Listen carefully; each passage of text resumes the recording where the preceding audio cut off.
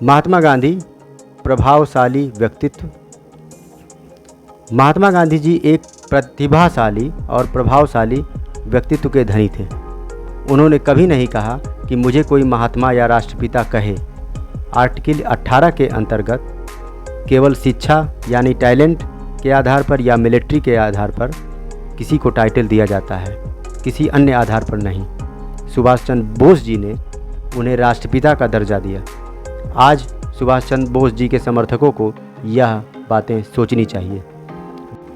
गुरुदेव रविन्द्रनाथ टैगोर जी ने मोहनदास करमचंद गांधी को महात्मा का दर्जा दिया, अर्थात देश की जनता में से ही कुछ लोगों ने यह पदवी दिया।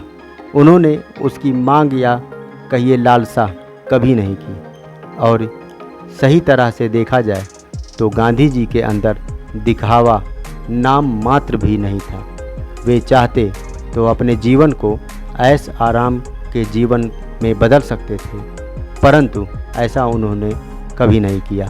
उन्होंने सादा जीवन उच्च विचार के तरीकों में अपने जीवन को ढाल दिया, सत्य और अहिंसा के मार्ग को अपनाया और लोगों को प्रेरित भी किया।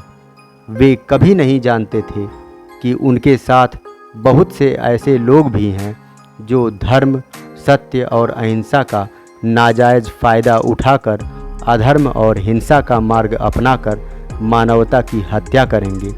पाकिस्तानी, जिन्ना, मुस्लिम लीग, धार्मिक कट्टरता महात्मा गांधी समर्थकों को मिटाने में सफल सिद्ध हुए और अधर्म की विजय हुई। भारत देश के टुकड़े हुए और लाखों लोगों की हत्या भी हुई।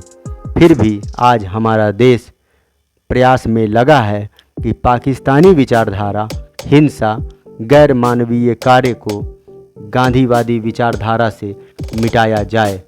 परंतु कभी कभी हमारे देश में भी दंगे आदि हो ही जाते हैं।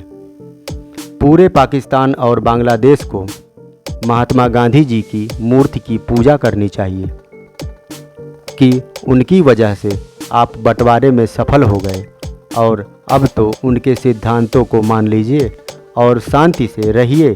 क्यों हमेशा भारत में आतंकी विचारधारा प्रचारित करके दंगे फसाद फैलाते रहते हैं। और भारतीय हिंदू मुस्लिम सभी को गांधी जी को समझना होगा और पढ़े लिखे लोगों को उनके प्रयास को सभी धर्म के लोगों तक पहुंचाना चाहिए, ताकि भविष्य में किसी दंगे में मानवता को शर्मसार न किया जाए, पाप न किया जाए और शांति का परिचय दिया जाए। श्री कृष्ण जी ने शांति का प्रयास किया पहले, श्री राम जी ने भी पहले शांति का ही प्रयास किया, बाद में उन्होंने सजा का रास्ता अपनाया।